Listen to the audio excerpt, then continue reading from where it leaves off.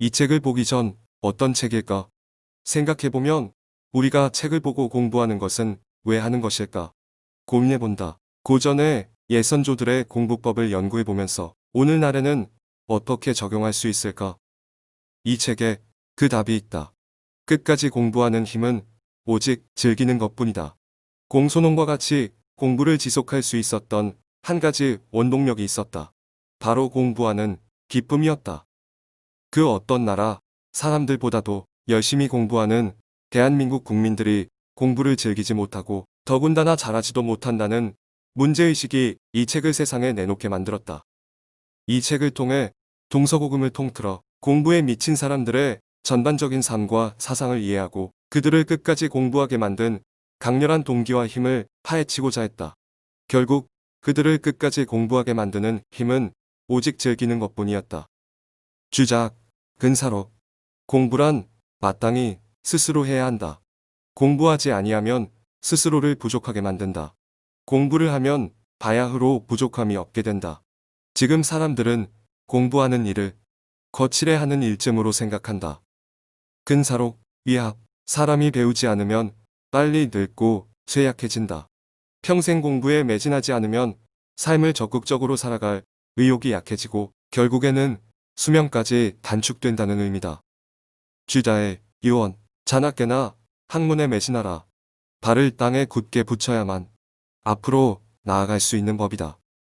양명. 모든 세상의 만물을 이치로 파악하는 주자학은 잘못되었고 진정으로 중요한 것은 마음이다. 라고 이야기하며 세상의 이치를 직접 탐구하기보다는 먼저 마음으로 성찰하고 바로잡을 것을 설파했다. 양명학은 암과 실천이 동시에 일어남을 주장했다. 왕양명은 질문하는 공부의 중요성을 역설했다.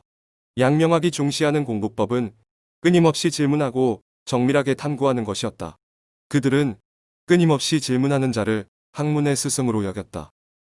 정영. 조선 후기 실학을 집대성하고 500여 권의 책을 집필. 공부를 그저 출세의 수단으로만 생각하면 공부도 잃고 나도 잃는다.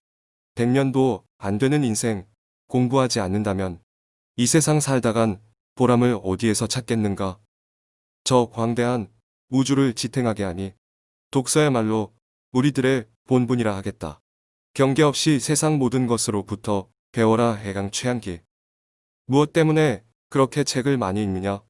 라는 질문에 가령 이 책을 쓴 사람이 나와 동시대에 살고 있는 사람이라면 천리라도 불구하고 찾아가야 할 텐데 지금 나는 아무런 수고도 하지 않고 가만히 앉아서 그를 만날 수 있네.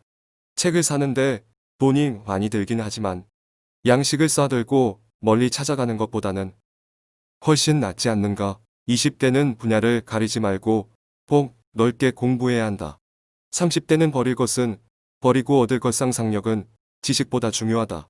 지식은 한계가 있지만 상상력은 전 세계를 일주한다. 이 시대의 중대한 문제들은 그것을 만든 사람과 비슷한 수준으로 생각해서는 절대로 풀리지 않는다.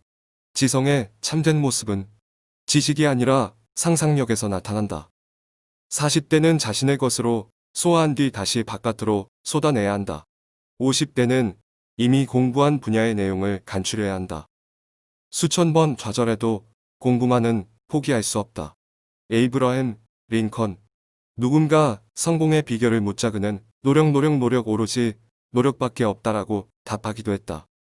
공부를 통해서 끊임없이 자기 자신에게 질문을 거듭하자. 더 나은 행동으로 이끌기 위해 공부를 즐겁고 재미있게 즐기면서 하자. 목표가 있는 삶을 살자.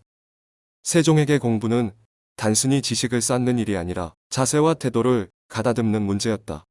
백독백습 이른바 한 권의 책을 100번 읽고 100번 쓰면서 온전히 자신의 것으로 만들었다. 아무리 시대가 변하고 새로운 기술이 발명되어도 공부의 근원은 독서뿐이다. 핀란드인은 공부를 싫어하는 아이에게 절대로 공부를 강요하지 않는다. 인간 왜 공부해야 하는지 그 이유를 설명해주고 스스로 모르는 것을 물어보고 책을 읽도록 유도한다. 공부하는 사람만이 누리는 6가지 이득. 불가능한 현실을 가능한 미래로 만드는 쾌감. 큰 꿈을 이룰 수 있다는 강한 자기 확신. 선택의 연속에서 올바른 길을 걸어갈지에 빛의 속도로 급변하는 어지러운 시대에 내 중심을 우뚝 세우기 위해 무엇보다 필요한 것은 공부다. 불안과 두려움을 이겨내는 용기, 삶의 목적을 발견하는 기쁨. 우리는 삶이 우리에게 가져다 주는 것만으로 삶을 평가해서는 안 되며 우리가 진정으로 원하는 것이 무엇인지 날마다 용기 있게 물어봐야 한다고 말했다. 빅터 플랭크. 건강한 삶을 유지시켜주는 젊음. 사람은 호기심이 없어 지면서부터 늙는다. 배우면 젊어지고 삶을 즐길 수 있게 된다. 스티븐 커비. 공부를 방해하는 고정관념과 선입관. IQ가 높은 사람이 공부도 잘할까? 기억력은 감퇴하는 것이 아니라 둔화되는 것이다. 후천적 천재는 선척적 천재보다 강하다. 에빙하우스의 망각 이론을 믿어서는 안 되는 이유. 억지 노력으로는 아무것도 성취할 수 없다. 공부할수록 뇌는 진화한다. 반복은 가장 비효율적인 공부법이다. 자극과 보상으로 뇌의 능력치를 끌어올려라. 뇌의 기능을 극대화하는 4가지 방법. 긍정적인 생각이 기억력을 향상시킨다. 일단 5분만 공부해보라. 그러면 마음도 움직일 것이다. 손은 밖으로 나와 있는 뇌다. 뇌과학자들은 한국의 가로쓰기와 일본의 세로쓰기에서 두 나라의 노벨상 성적이 차이나는 이유를 찾는다. 몸을 움직이면 뇌도 움직인다. 걷기가 창의성을 60% 증가시킨다는 연구 결과를 발표했다. 뇌는 잠을 자는 시간에도 스스로 공부한다. 뇌는 매일 밤 수면을 통해 차근차근 정보를 분석하고 제자리에 갖다 놓는다. 이 책을 보면서 저자의 공부를 해야 하는 이유를 동서고금의 유명한 인물들의 이야기를 꺼내놓으며 신빙성을 더하고 있다.